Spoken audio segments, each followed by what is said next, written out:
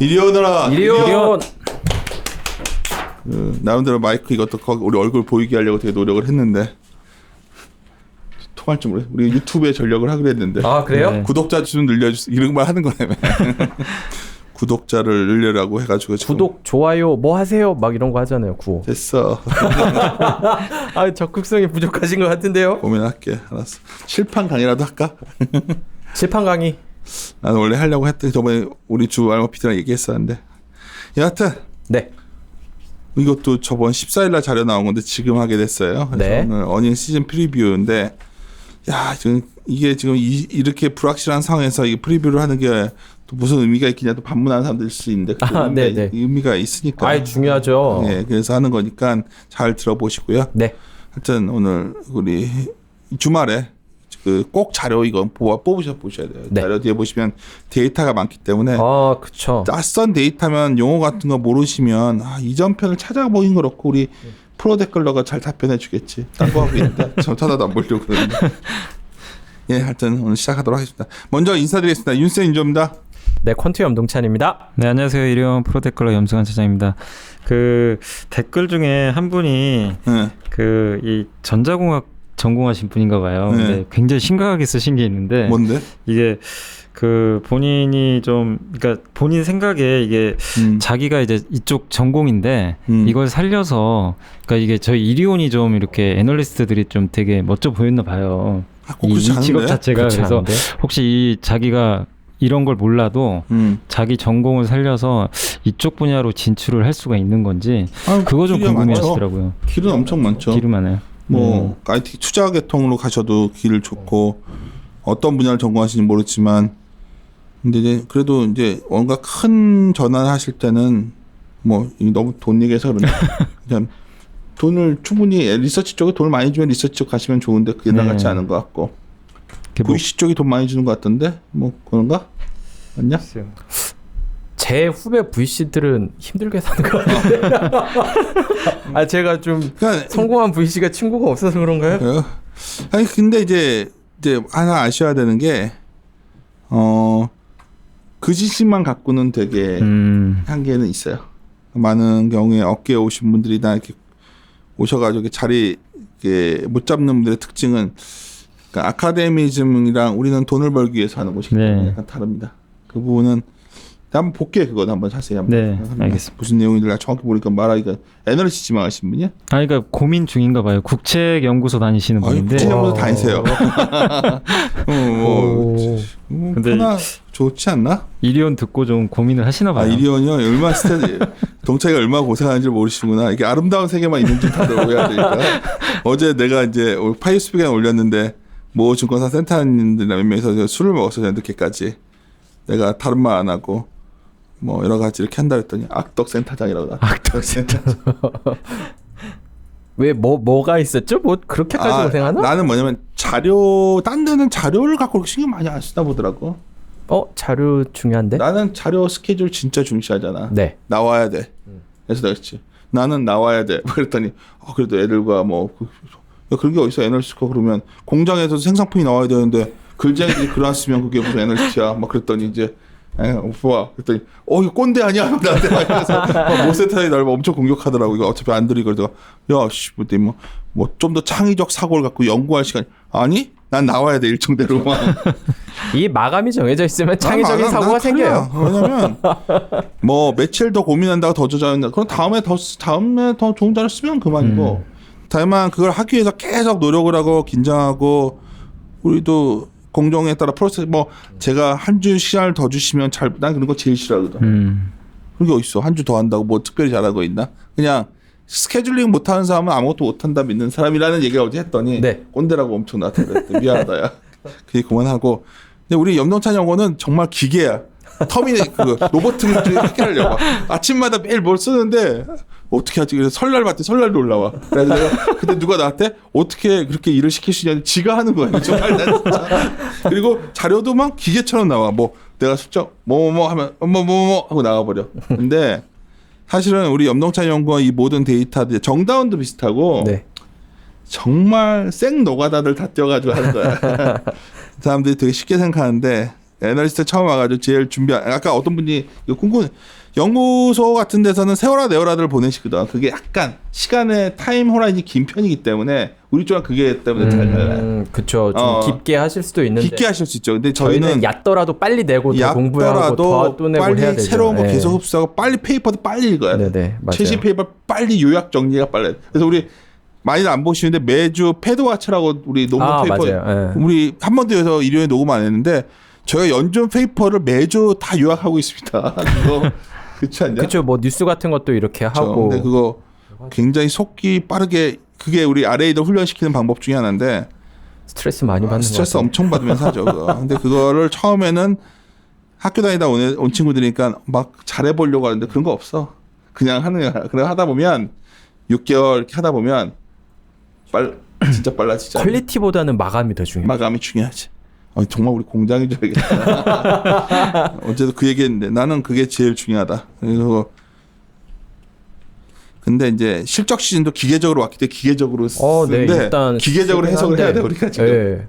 네. 나만 얘기했나? 다 얘기했구나 지금 한 거지? 네네. 네, 시작합니다. 바로 시작해도 될 것 같은데. 좀 늦게 시작하고 지금 몇 분 동안 얘기하다가 시작한 것 같은데. 일단 어닝 시즌에 대해서 말씀드리고 싶은 거는 두 가지인데요. 첫 번째는 실적 뭐 당연히 안 나올 겁니다. 그치. 당연히 안 나올 거고, 특히 좀 순이익이 안 나올 것 같아요. 나중에 말씀을 드리겠지만, 좀 이렇게 자산 상각이라든지 자산 재평가라든지 뭐 충당금 설정이라든지 이런 이슈들이 좀 있을 것 같아가지고 조금 걱정스럽다라는 게 첫 번째고요. 두 번째로 말씀드릴 것 같은 경우에는 이익 추정치 같은 경우에는 하향 조정이 될 텐데, 지금 주가가 1900을 회복을 했어요. 오늘이 금요일인데 그때 이 자료를 쓸 때가 한 1800 근처에서 썼는데 지금 이익 추정치 하향 조정 속도 하향되는 속도로 연말까지 계속된다면은 이익이 연초 대비 한 30% 정도 하향 조정될 겁니다. 근데 시장에서 반영하고 있는 그러니까 1800포인트 정도는 이익이 한 50% 정도 하향 조정되는 거를 반영하면은 한 밸류에이션으로 1800포인트 정도가 나와요.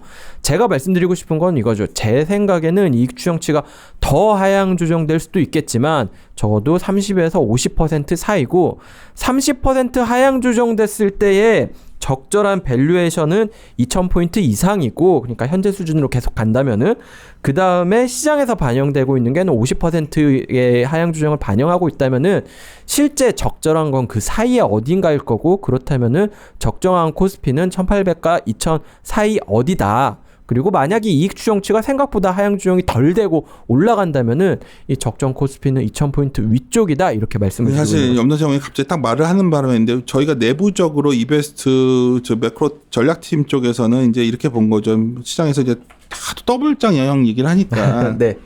염치장 안 봐? 내가 저 얼굴 보는데 그래서 이제 내심 우리는 조심스러웠던 게 한 1950에서 2000 갔다가 밀리면 네. 그걸 생각을 많이 우리끼리는 계속 얘기했어요. 그러니까 1950에서 야, 뭐 결과론적으로 누가 욕해도 상관없는데 우리 사실 오늘 1900을 찍으니까 반신반의했는데 우리도 한 2000은 좀 버거운 것 같고 라운드 넘버라는 그러니까 1950, 2000은 밸류에이션으로 봐도 그 정도가 30% 이익가 찍었을 때 레벨이니까 그렇죠. 연말에 2000포인트는 돼야 되죠.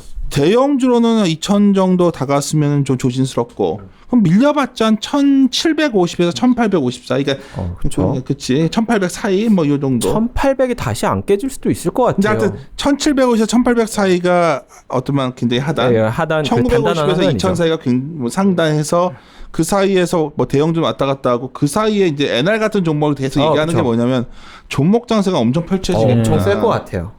그게 우리의 기본적인 모토인데 이거를 몇 군데 얘기를 했다가 우리가 엄청 뭔 햇소리냐 하니까 내가 굉장히 페이스북 격하게 썼던 거예요. 그러니까 왜냐하면 얘기를 했더니 어떻게 그렇게 낙관적 전망 지금의 사람들 1900 하니까 있지만 그때 정말 황당해들 그죠. 했단 말이야. 이 말을 했을 때. 그럼 내가 산에서도 황당했대 기억도 알잖아. 회사 내에서도. 아니 뭐 연말 2000포인트 얘기하는 게 그렇게 그러니까 근데 이제 아니 우리 당장 이번에는 우리는 한 1950 정도를 얘기했으니까. 근데 하여튼 그거 가늠할 때도 사실은 이익 전망 있는 걸 좀 감안했던 거거든. 네네. 이게 너무 이상한 숫자가 아니라는 걸 말씀드리니까 지수가 여기가. 그러니까요. 그러니까 내가 사람들이 이렇게 말하면 저번에 빠진 게 좀 이상할 정도로 심하게 빠졌던 거지. 정상적인 레벨로 어느 정도 왔을 때 레벨은 이 정도니까 그거를 한번 얘기합시다. 네, 어쨌든 그 두 가지 말씀드릴 거고요. 먼저 이제 실적이 좀 예상보다 안 나올 거다, 1분기 실적 안 나올 거다, 순이익이 안 나올 거다, 이 말씀을 먼저 드려야 될 것 같아요. 뭐 자료에는 그림 1번, 2번에 나와 써놨는데요. 먼저 2019년이랑 2020년 실적에 대해서 말씀을 드리면서 시작을 드려야 될 것 같아요. 지금 2020년 영업이익이 지금 올해 기준으로 코스피 200 기준으로 138조 원입니다. 순이익 같은 경우에는 93조 원이죠.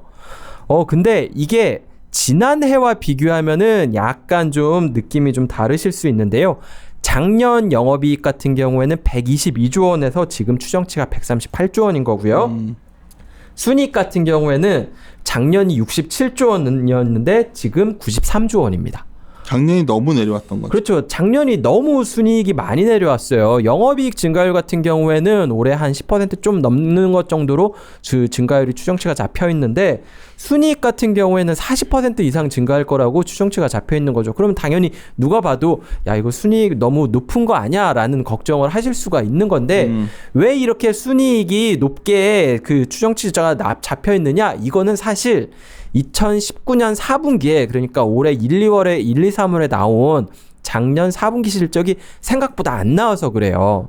왜 이렇게 안 나오냐? 영업이익 같은 경우에는 이 다음 페이지에 있는 그림 5번이랑 6번 보시면 알 것 같은데요.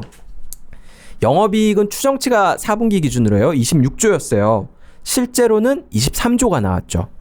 순이익은 예상치가 16조였어요. 실제치는 3조 원도 안 나온 데는 2.6조가 나왔죠.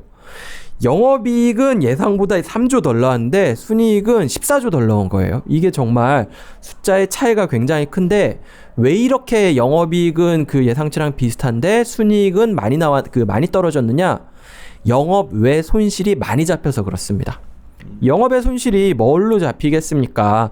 이렇게 이익에 대해서 이렇게 자산 같은 경우를 상각하는 거 이런 거를 영업의 손실로 잡기도 하고요.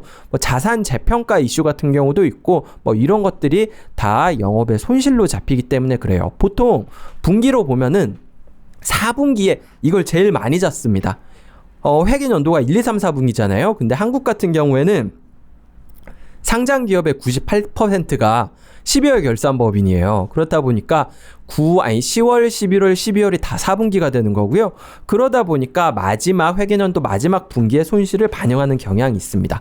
이번에 코로나 이슈 이렇게 조금 얘기가 나오면서 기업들이 좀 보수적으로 회계 처리를 하는 것도 있었던 것 같아요. 코로나 이슈 이외에도 여러 가지 상황이 있었는데 그러면서 순이익이 좀 많이 까졌고요. 결론적으로 분기 순이익 4분기 항상 안 좋은데 올해 4분기가 금융위기 이후에 가장 안 좋았습니다. 2008년 이후에 가장 안 좋은 분기 실적을 기록을 한 거죠. 생각보다 4분기 실적이 안 나오면서 연간 순이익이 예상보다 좀 많이 까였습니다. 어디가 이렇게 많이 깠느냐? 죄송합니다. 제가 봤을 때는 좀 그룹 내에서 몇 개 대형 그룹에서 좀 회계 처리를 보수적으로 하려는 시도가 있었던 것 같아요. LG그룹이랑 SK그룹이랑 롯데그룹이 좀 이렇게 순이익이 예상보다 좀 덜 나왔습니다. 이쪽이 영업의 손실을 이번에 분기 손실을 보수적으로 잡았다라고 보시면 될 것 같고요. 걱정되는 거는 이거죠.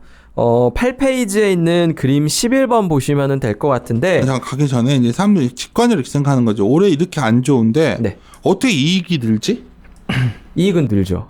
그러니까 그거를 이제 이해 네. 못하겠다고 하는 사람들이 있단 말이에요. 일반 투자들이는 막 이해 못하는 거야 이거를. 막 기업들이 다 아무것도 활동을 안 하고 있는데 어떻게 영업이익이 는다는 거지 10%라도? 이런 말 질문하는 거. 그렇죠. 이제 영업이익이 늘어나는 거는 만약에 이 상황이 1년 내내 간다면 당연히 더 영업이익은 줄어들 수도 있겠죠.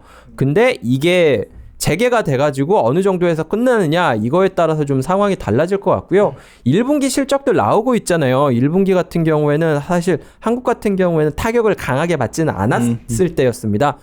한국 같은 경우에는 3월, 4월 이때 좀 받았는데 2월 이때부터서 좀 영향을 받기 시작했는데 그럼에도 불구하고 삼성전자라든지 실적이 예상만큼 그렇게 나쁘게 나오지는 않고 있다는 거죠. 그러니까 해외에서 막 이제 제가 이제 그럴 때 답변 드리는 게 아마존은 그럼 왜 역사적 고점 넘어갈까요? 장사가 되고 있겠죠. 넷플릭스 같은 경우도 그렇죠. 역사적 고점이죠. 근데 아마존이 장사가 된다는 거 우리 뭔가 관련된 우리나라에 뭔가 또 되고 있을 수도 있는 거고. 네.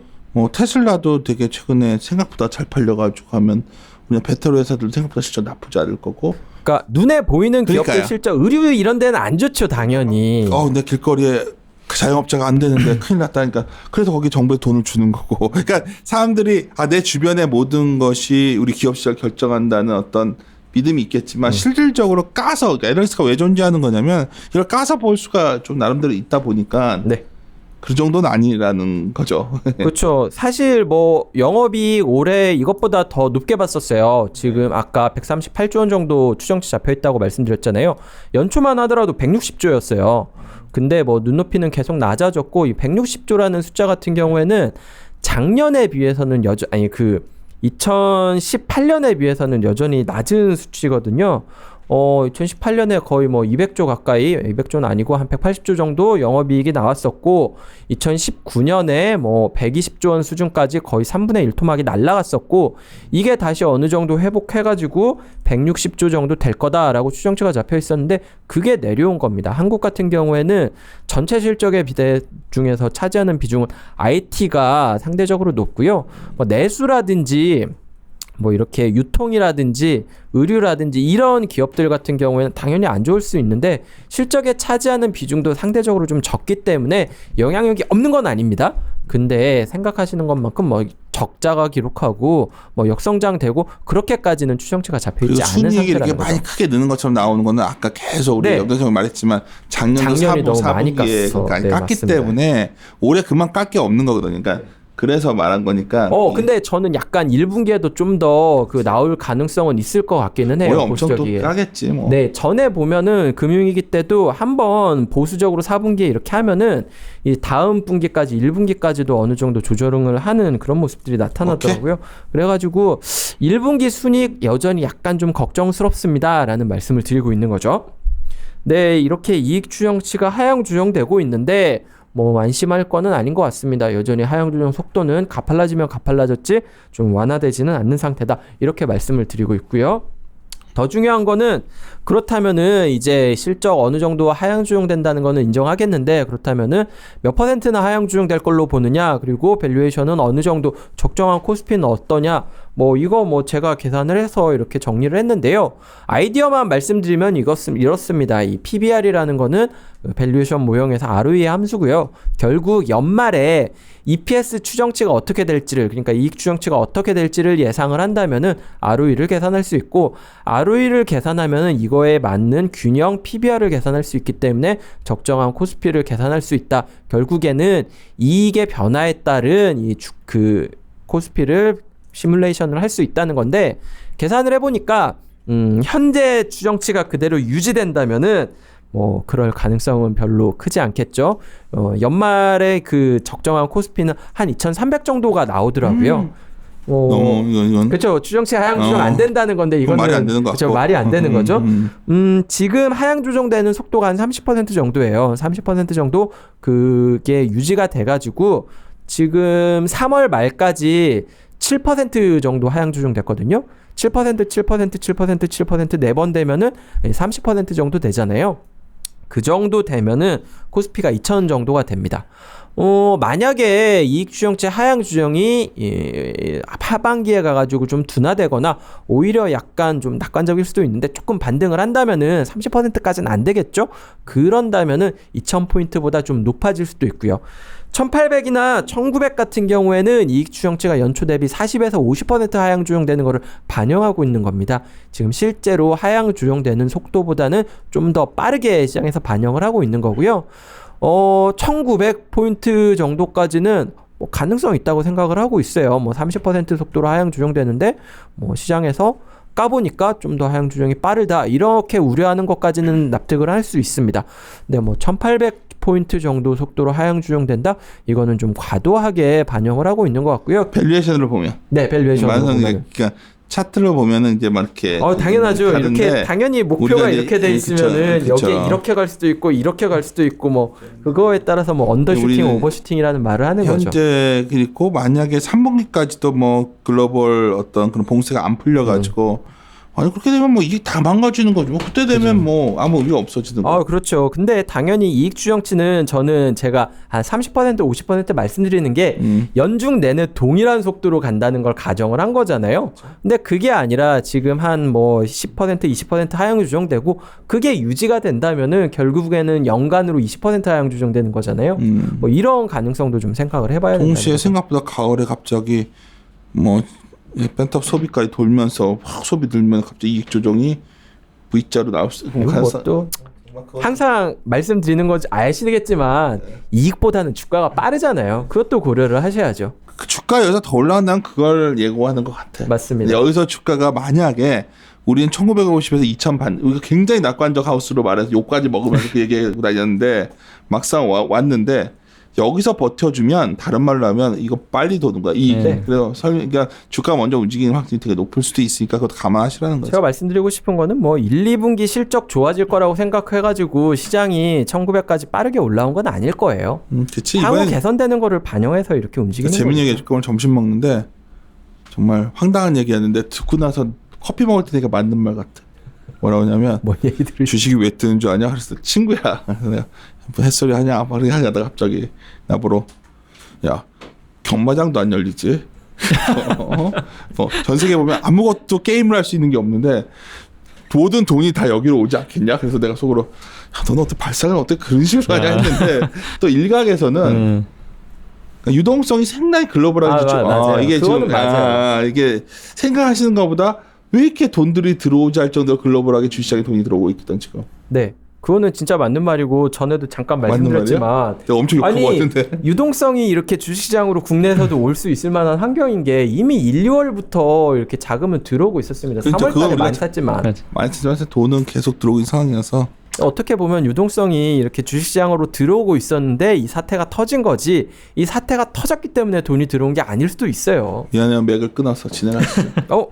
아니요. 할 말 거의 다 했습니다. 어쨌든 이 밸류에이션으로는 부분이 약간 이해가 안 가시니까 반복해 들으셔야 될 거야. 방금 전 부분들 있잖아. 자료를 보시는 게 좋아요. 자료가 보면서 보셔야 돼. 이게 어렵다고 생각하시지 말고 지수도 이렇게 막 선긋기 누리면 라인 서는 것도 여선 하지 말고 대략 우리가 지금 와서 추론해 봤을 때 이익이 30% 까졌을 때가 한 1950, 2000 사이였단 말이야. 네네. 그럼 그거는 리즈너블 했단 말이야, 사실. 근데 그거를 그냥 1950이 주는 어감만 따지면 그때 굉장히 황당해들 하는데 50% 까진다고 하면 우리 기억나시면 그때 은행 업종 우리가 하면서 그때 은행주들이 그 모든 기업들 뭐 두산중공업도 망하고 다 망하고 자영업자 50% 망한 거 밸류에이션을 가능하고 있었거든. 네. 그때 하나생명 그 금융 DGB가 3,400원이었어. 그래서 내가 이건 도저히 말이 안 된다 했지만 그 순간에 나도 진짜 이게 휴지가 되나 하는 생각이 들지만 오늘 봤더니 4,900원이더라고. 네, 많이. 그러니까 그때도 동일하게 방송 들어보시면 우리가 할 수 있는 숫자 갖고 할 수 있는 숫자 갖고 하는 방법은 나름 그런 리즈너블 할 때가 있다. 그러니까 제가 요즘 가끔 무슨 말을 드리냐면 채권 투자자, 채권 베이스의 투자를 말하면 각자 돈의 회수만 말하니까 이거 무슨 회수하는 거 이것만 따지고 주식쟁이들은 뭘 따지는 거냐면 이게 주인이니까 얼마나 돈을 벌어오고 그쵸. 이거 완전히 다른 거거든. 완전히 분석하는 게 달라요. 그죠? 그러니까 우리는 IS 보고 그분들은 BS 보고. BS 보고 그러니까 BS 얘기만 한단 말이야 이럴 때는. 그래서 내가 이제 계속 이런 국면에서 BS 얘기만 하고 있으면 돈을 회수해야 되니까 이거 못 받으면 이것도 마이너스 이렇게 되는 거고. 우리 같이 BS, IS 이렇게 방송에서 나오면 안 되나요? 아니 뭐 이렇게 하지 뭐 우리는 돈의 흐름 손익계산서를 보는 거고. 채권하시는 분들은 재무 상태표를 보고. 대표라고 안 하니까 이제. 예, 그렇죠. 네, 재무 상태표 이름 바뀌었죠. 진짜 뭐. 그래서 이거는 우리는 그렇게 봤을 때 했던 건데 만약 이것도 상당히 밑에 그러니까 밀렸을 때를 고민하시는데 밀리면 이게 1,750에서 1,800 정도예요. 그래서 만약 이익을 가졌을 때 보면 1,700, 1,800이 50에서 60%. 그래서 내가 그때 1,800 초반에 엄청 강하게 막 사야 된다고 얘기했던 거야. 근데 왜 거기서 얘기하냐 그래서 많이 오른 거 아니에요. 바닥에서 많이 오른 것 같지만 그걸로 보면 딱 거기가 하단이니까 했던 건데 올라가서 거기가 하단이 될 것 같다는 생각이 들어서 이 EPS로 보니까 저도 이게 딱 이걸 보니까 1,800 50%까지면 1,800이니까. 네. 이해했구나. 네. 그러니까 이게 뭐 그 얘기를 했는데 W자는 좀 그러니까 저번에 1750에서 사람들이 막 팔아야 된다 했을 때 우리가 이제 계속 얘기했던 게 이게 50%까진 가격이 여기인데 그러니까요. 여기가 야. 어떻게 목표치가 될 수 있냐 했는데 이제 사람들은 1450에서 1750 그렇죠. 이것만 보는 거니까 맞아요. 1750에서 밑으로 무너진 거는 그냥 모든 게 망한다는 전제에 그냥 무너졌던 거고 그때 처음으로 어떤 이게 왔던 거거든. 합리적. 근데 뭐 지나고 결론적인 해서 말씀하시면 방송 들어보시면 반복해서 얘기했던 어떤 영역이에요. 근데 이제 여기 왔을 때 또 고민스러운 게 1950에서 2000이 약간 그 고민 대형이 약간 버겁다는 거지 그 부분이. 그러니까 그래서 같이들 이렇게 보셔야 되는. 예. 그러면 업종별로 좀 갑시다. 네, 업종별로 이제 넘어가서 하나씩 말씀드리도록 하겠습니다. 아유, 뭐 여기는 뭐 넘기면서 보시면 되는데 어우 끔찍. 끔찍한데 에너지 업종이 제일 먼저인데 에너지 업종이 진짜 제일 끔찍해요. 왜냐면은 보통은 1분기 실적이 보통 가장 가까운 실적을 추정치를 애널리스트들이 그렇게 안 좋게 추정하는 경우는 별로 없거든요. 근데 지금 1분기 추정치가 에너지가 제일 안 좋아요. 주가 봐도 보면. 올라와도 몸이 그냥 정제 마진 보고 있으면 그렇죠. 지금 유가가 이런데 당연히 좋게 볼 수는 없는 상황이고 2분기에 뭐 1분기에 영업이익 적자 2분기에 영업이익 흑자 전환 얘기 나오고 있는데 약간 시장 신뢰성도 그렇게 높지는 않은 것 같아요. 조금 걱정스러운 수준이고요. 화학 같은 경우에는 상황이 약간 좀 낮습니다. 섞여 있으니까. 네, 그렇죠. 여기는 그 퓨어캠도 있고 뭐 이렇게 여긴 섞여서 그래. 이거 나눠야 돼 이거 사실은. 네, 그렇죠. 나눠봐야 돼 이거. 이거만 화학만 딱 보면 헷갈려. 뭐 여기 같은 경우에는 어쨌든 1분기가 뭐 조금 나은데 여전히 여기 화학도 그렇게 아름답지는 않은 상황이다. 뭐 분기 실적으로 보면은 바닥 근처인 것 같다라고 추정치는 잡혀 있는 것 같은데 그렇게까지 투자 심리가 좋은 상태는 아니다. 이렇게 보시면 될 것 같아요. 철강 당연히 안 좋은데 여기 소재 계열 같은 경우에는 여전히 안 좋아요. 4분기에 지난해에 좀 많이 이쪽도 좀 영업의 손실을 반영한 것도 있고 1분기에는 그만 것보다는 좀 나아질 거라고 기대를 하고 있는 것 같은데 잘 모르겠습니다. 사실 수요가 얼마나 빨리 회복될지 그리고 철강 수요가 얼마나 회복될지에 대해서는 약간 의문을 가지고 있어가지고 뭐 밸류에이션 싼 거는 어느 정도 맞는 것 같은데 과연 이게 계속 좀 싸다는 인식을 시장에서 받을 수 있을까? 이거에 대해서는 조금 고민을 하고 있고요.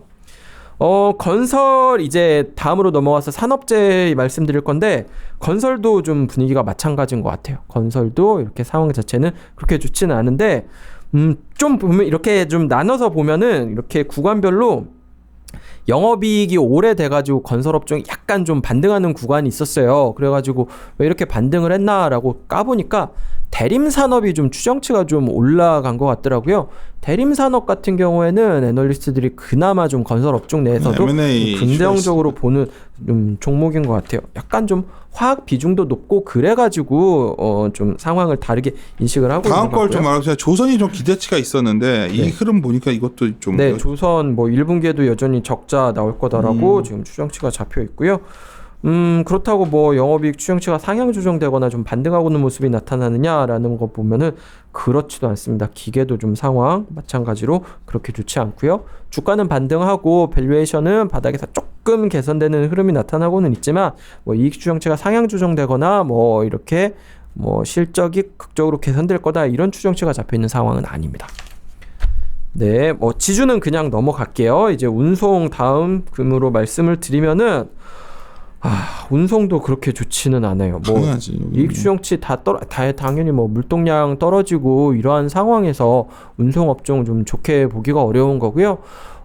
지금 운송이 시클리컬 마지막인데 운송까지 보면은 소재 산업재 같은 경우에는 이렇게 극적인 경기의 반등이라든지 수요의 개선을 기대하고 계시는 분들은 별로 많지는 않은 것 같아요. 그냥 다만 시클리컬 산업이니까 지금 이 사이클의 바닥 근처라면은 어차피 개선될 거다라는 생각으로 좀 가지고 중기 장기로 가져가겠다라는 아이디어로 가져가시는 분들은 계시는 것 같은데 좀 반등이 다른 업종보다 빠를 거다 이런 기대를 가지고 이렇게 비중 확대하시는 분들은 많지 않은 것 같아요. 뭐 이렇게 매니저분들이랑 얘기를 나눠보면은 그래도 좀 오래 가져가겠다라는 아이디어로 좀 화학 같은 경우에는 생각하시는 분들 계시는 것 같아요. 그 뭐 2차전지 말고 그냥 퓨어 케미칼 이런 업종이요.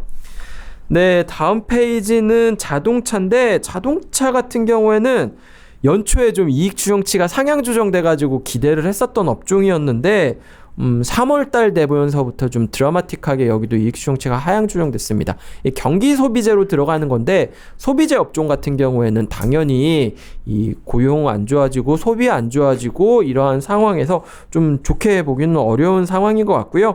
당연히 1, 4분기 연간 이익 추정치도 좀 3월 달부터 좀 빠르게 하향 조정되고 있는 추세다 이렇게 말씀드릴 수 있을 것 같아요.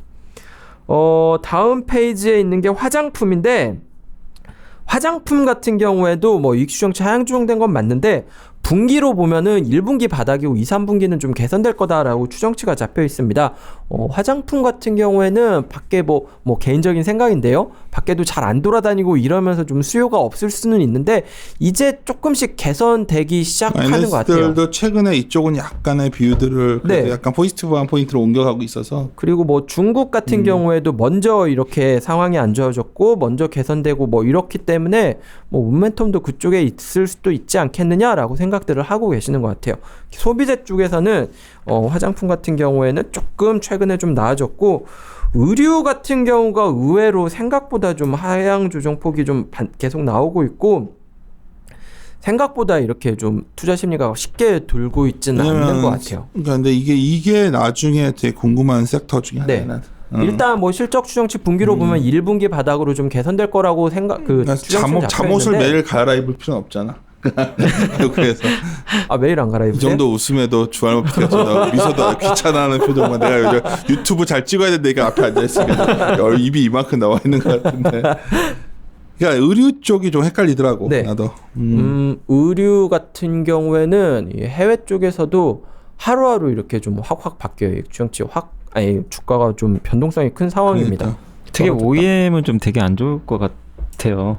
그치. 그래서 안 받으니까 물건을. 뉴스 보니까 뭐 이렇게 오더컷 내렸다는 뭐 얘기도. 그래서 우리가 이제 우리 사과나무에서도 섹터 담당자들이 하나씩 내니까 의류 담당자가 있으니까 화승엔테 냈는데 그것도 왔다 갔다 신발임에도 불구하고 왔다 갔다 하는데 여하튼 이쪽이 되게 나중에 어떻게 될 건지가 궁금한 부분. 소비재가 좀 타격이 가장 컸던 만큼 이렇게 반등도 좀 빠를 거다라는 기대들은 하고 있는 것 같아요.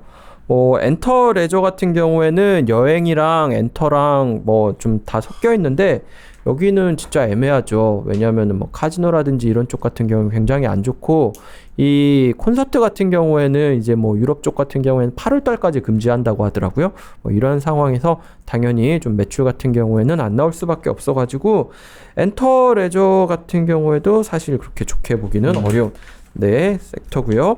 마찬가지로 미디어 같은 경우에도 그렇게 좋지는 않은데 여기는 그래도 제일 큰 게 제일기획이라는 데가 있어가지고 조금 상황이 낮습니다. 그러니까 우리가 이제 사과나무에 제일기획을 했더니 막 답답해들 하시는데 이게 버텨주고 있는 거야 미디어를. 실적이 워낙 회사가 난다니까. 딴 데 하향 조정되는 거에 비하면은 여기는 굉장히 양호합니다. 미디어 제일기획이라는 회사가 굉장히 펀더멘털이 단단하다는 거. 그래서 이런 것들이 그냥 나도 사놓고서 가만히 있으면.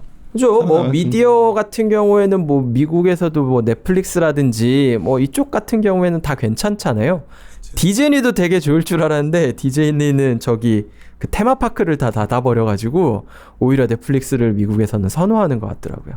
뭐 이런 상황이라서 미디어 뭐 당연히 경기 소비재 업종들 다 안 좋았는데 그나마 이익 추정치 하향폭은 좀 덜한 업종이 미디어였다. 이 정도로 체크를 하시면 될 것 같습니다. 네, 이제 유통이면 경기 소비재 마지막 음식료가 다음에 있군요.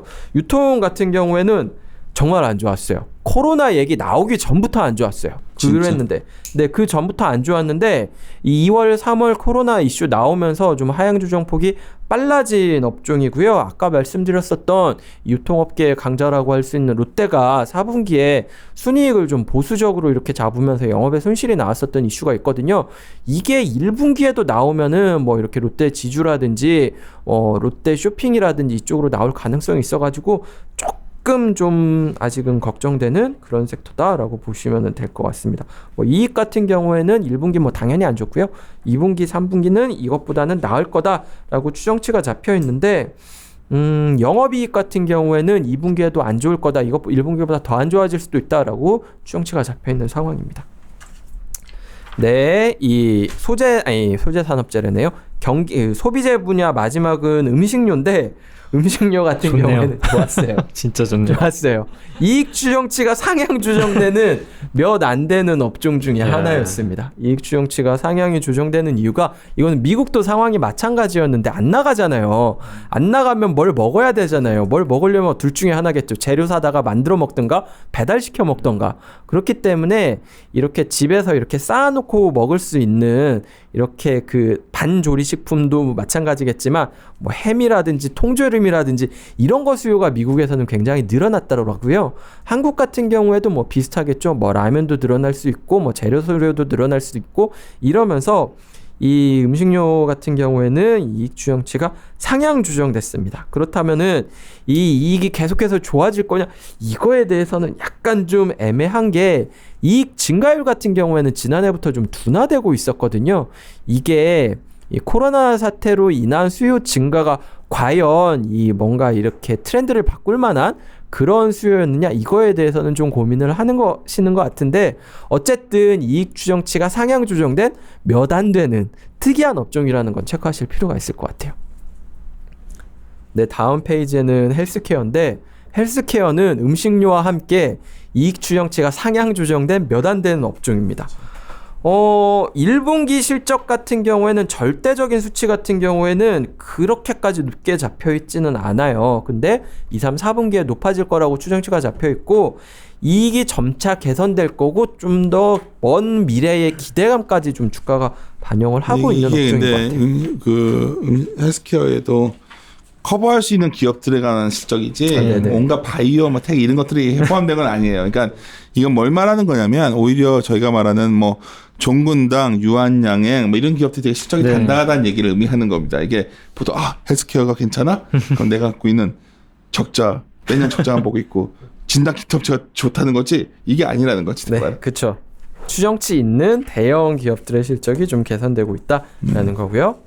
네, 이제 다음으로 금융 3개 업종이죠. 은행, 증권, 보험 업종인데 여기는 당연히 이게 좀 추정치가 하향 조정될 수밖에 없고요. 여기 같은 경우에는 최근에 이번 주에 미국 은행주들 실적 나왔는데 보시면은 매출액은 예상보다 약간 안 나왔는데 순이익은 예상보다 많이 덜 나오는 거 많이 보셨을 거예요. 왜 그러냐면은 충당금을 굉장히 공격적으로 쌓고 있습니다. 그 얘기는 뭐냐면은 향후에 손실이 발생할 가능성이 있기 때문에 이거에 대한 대비를 좀 하면서 순이익이 뭐 매출액보다 좀 더 많이 안 좋아지는 그런 모습이 나타나고 있고요.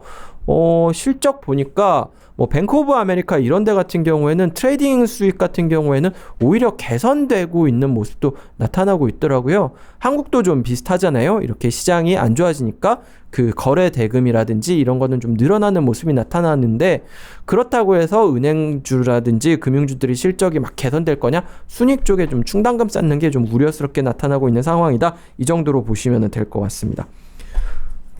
증권 같은 경우에는 이익 추정치 하향 조정이 별로 없다가 2, 3월에 주식시장 깨지면서 좀 많이 하향 조정된 저거 보면 그냥 넘어가. 재미없어. 똑같다. 뭐 이걸 지금부터 보험 업종 되게 재밌지 않아요? 요새 주가 제일 재밌는데? 본 게임 시작하기 전에 소프트웨어부터 합시다. 소프트웨어. 여기서 본 게임이야. 여기서부터. 소프트웨어 IT 하드웨어, 반도체 여기가 제일 좋죠. 소프트웨어 같은 보세요. 경우는 그러니까 앞에 보던 거랑 데이터를 딱 놓고서 비교해 보시면 야, 소프트웨어 좋구나. 진짜 좋아요. 카카오 좋구나. 이게 오셔야 돼요. 네. 이익 추정치가 영업이익 순이익은 약간 하향 조정되는데 매출액 같은 경우에는 좀 개선되는 모습이 나타나고 있고요. 그것보다 저는 분기 영업이익 증가율 이거 보여드리고 싶은데 계속해서 올라가요. 그러니까 코로나 아무 상관이 없다는. 그러니까 이걸 데이터를 보던 사람 입장에서는 제가 우리 선종과 치자에 가장 큰 불만이 뭐냐면.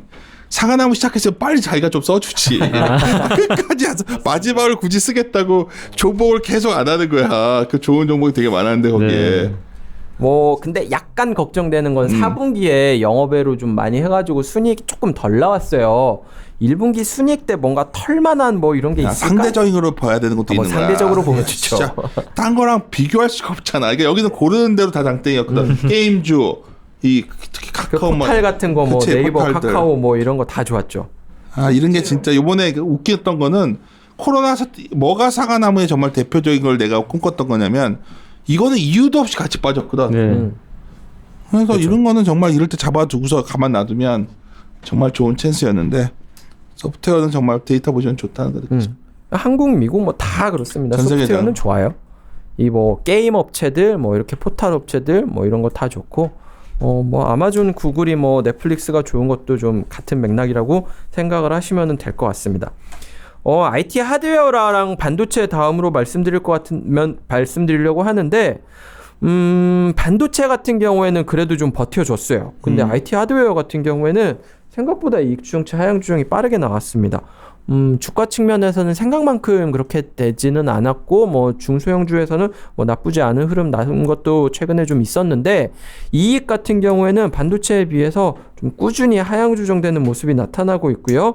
여기도 아까 말씀드렸던 것처럼 뭐 당연히 여기에는 LG 디스플레이나 LG 전자가 들어가서 그 영향도 있기는 한데 지난해 4분기에 영업의 손실을 좀 많이 떨궜어요. 그러다 보니까 영업의 그 순이익 기준으로는 지난해 4분기 IT 하드웨어는 적자를 좀 세게 기록을 했습니다.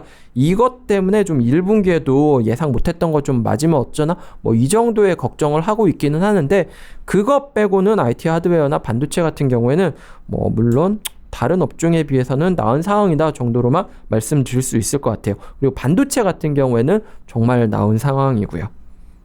그래도 이익 추정치가 상향 조정된 건 아닙니다.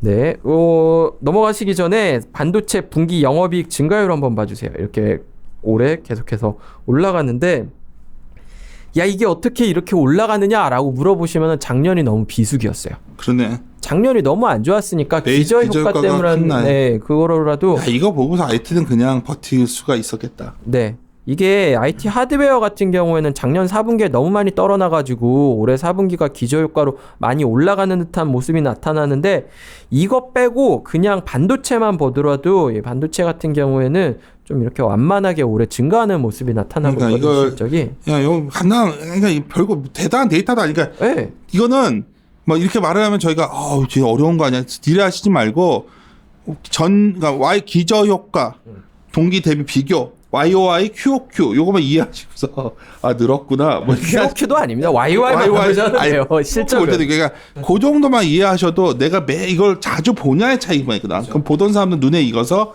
요건 괜찮다 아니다를 알 수 있는데 누가 이거 좋아진대 말로만 듣는 거랑 자기가 직접 이걸 하는 건 되게 차이가 있는데 하여튼 봅시다. 하여튼. 데이터 이게 좀 재미없으셔도 계속 보시는 건 좋은 거죠. 네, 마지막으로 방어 업종이죠. 통신이랑 유틸리티 말씀드릴 텐데 여기 같은 경우에는 이익 추정치 하향 추정은 당연히 통신 같은 경우에는 다른 업종보다는 좀 덜 떨어졌어요. 그리고 이익 같은 경우에도 당연히 조금 안정적이고 이런 수요가 있는데 걱정되는 건 이런 거죠. 그 이익 추정치가 하향 추정이 덜 된 거지 안 된 거는 아니다라는 게 첫 번째고요. 두 번째가 아까 제가 그 좀 그룹별로 좀 세게 4분기 영업의 손실을 반영한 그룹이 세 군데가 있었는데 LG그룹, SK그룹, 롯데그룹이라고 말씀드렸잖아요. 이게 SK텔레콤 같은 경우에도 4분기가 좀 약간 좀 예상보다 덜 나오는 순이익이 덜 나오는 모습이 나타나가지고 1분기에도 이런 모습이 나타나면 어떡하지 하는 약간 걱정은 하고 있는 게 통신업종이고요. 그렇다고 하더라도 배당이라든지 이런 거 생각하면은 나쁘지 않다고 생각을 하셔서 그러는지 좀 어느 정도 통신업종은 수요가 있는 것 같아요. 조금 걱정되는 거는 유틸리티입니다. 사실 유틸리티 업종이라고 해놨지만 사실 실적 합쳐놓으면은 그냥 유틸리티는 한국전력이에요. 그런데 이익 추정치는 여전히 좀 하향 추정되고 있고 여기 실적 같은 경우에는 영업이익이 그냥 매해 분기로 보면은 적자 흑자 이러고 있는 상황이라서 올해 같은 경우에는 계속 흑자 나올 걸로 추정치가 잡혀 있기는 한데 정말 그럴까? 이거에 대해서 조금 걱정하고 있는 상황이다. 이 정도로 말씀을 드리면 될 것 같습니다. 네, 업종별로 이렇게 넘기면서 쑥쑥 말씀드렸는데요. 여기까지 말씀드릴 수 있을 것 같고요.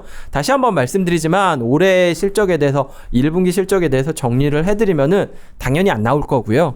예상보다 뭐 안 나오는 모습들을 나타낼 텐데 순이익 쪽에 약간 좀 보수적으로 나올 수는 있겠지만 오히려 이거를 반영할 거 다 반영해버리면은 미디어가 주는 잡음을 조심하셔야 됩니다. 이미 다 나온 실적이고 알고 있었던 거고 아마 생각보다 더 안 좋게 나와도 예를 들어서 우리가 전에 1800 전도가 거의 50% 까지는 거 감안했던 거고 2000이 한 30% 까진 거 감안한 거예요. 그러면 이제 실적이 실적으로 뭐 40% 까졌다. 한 1900대 있는 거고 어떤 종목별로 보면 주가로 또 하나하나를 다 따져 보시면 돼요. 근데 그거를 능력이 안 되시는 분들은 모르겠어요. 그러니까 이게 회계적으로 접근하는 방식도 있지만 사실 일의 실적 시즌에는 철저하게 이렇게 약간 퀀트 베이스적으로 골라내는 그렇죠. 훈련도 직접 투자하실 거면 하시고 아니면 펀드에 돈 넣으시라는 거예요. 그게 안 되시는 분이 자꾸 누가 말해 누가 하더라 이런 식으로 하니까 판단을 못 쓰고 있는 게 아닐까. 최근에 특히 서점 가면 재무제표 스타일로 많이 나와 있죠. 재무제표는 그냥 재무제표를 해석하는 방법입니다. 그거는 가치 투자의 방법이고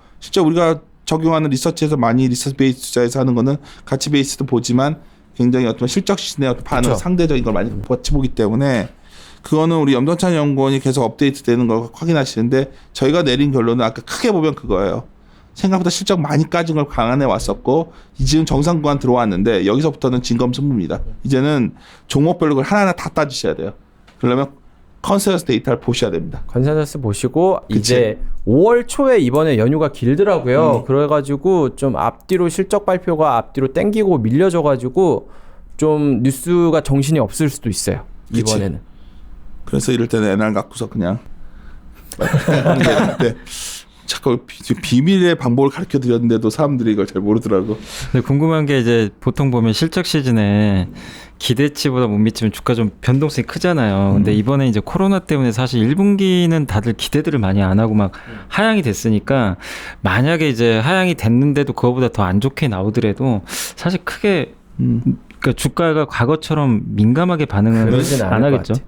이게 과거만큼. 시쳇말로 까방권이 있기 때문에 그러니까 이거에 대해서 다들 생각보다 안 나왔고 뭐 어디까지 영향을 갖겠지만 뭐 어느 정도 예상을 했었다 뭐 이렇게 하면은 다들 조금 납득할 것 같아요. 왜냐면 저번 주가가 실적이 아무리 개판을 쳐도 그 주가를 설명 못해. 맞아요. 이해해서 무슨 말이지? 그런데 그 순간에 살 때는 무서웠는데 그러니까 저번에 빠졌을 때 저점은 이번 실적이 딱 나오고 나면 아 그래서 저 정도까지 했을까 하는 종목도 나올 수 있지만 사람 마음속에는 저 주가라는 밸류에이션이 연동서에서 연상이 되기 때문에 링크되기 때문에 그래서 지금 종목별 내가 이제 계속 반복적으로 페이스북에 올리는 게 그 맨날 연중 갖고 고민할 시간 있으면 자기 보유한 종목의 컨선 데이터나 대략 뭐 컨선이 없는 데이터라면 과거 데이터를 보셔야 돼요. 과거 데이터를. 과거에 그러니까 그것도 봐야 되는데 이제 다들 뭘 하고 있냐면 갑자기 다 회계사들이 돼버렸어 또 요즘은. 아 그래요? 막 너무 어렵게들 막 이제 막 이거에 항목 제 항목에 멀티져가지고 막 내가 항상 얘기하지만 우리 정홍식이 얼마나 단순하게 밸류에이션을 하는지 옆에서 보고 나면 당황스러울 정도로 야 그렇게만 해도 되냐 막 참 복잡하게들 하더라는 거지. 그러니까 내가 항상 하는 말이 왜 투자를 좀 더 판단할 때 간단하게 만들려고 하고 좀 이해한 상태에서 해야 되는데 왜 갈수록 이렇게 어렵게들 얘기를 할까? 내 결론은 뭔지 알아? 어렵게 만들어가지고 어렵게 만드는 거 강의하고 싶어서 하는 거지. 그래서 너도 강의 녹음할 때 어렵게 하지 말라고. 아 저 강의 또 녹음해요? 아니 알았어. 아니 뭐 하면 하는데. 그래도 쉽게 좀 그러니까 마음에 들어 합시다. 네. 예. 네. 한 지수가 많이 왔기 때문에 이제 좀 여러 가지 더 체크할 게 디테일해져야 될 것 같아서 저희도 일정들이 많네요. 예. 이리 오너라. 이래원.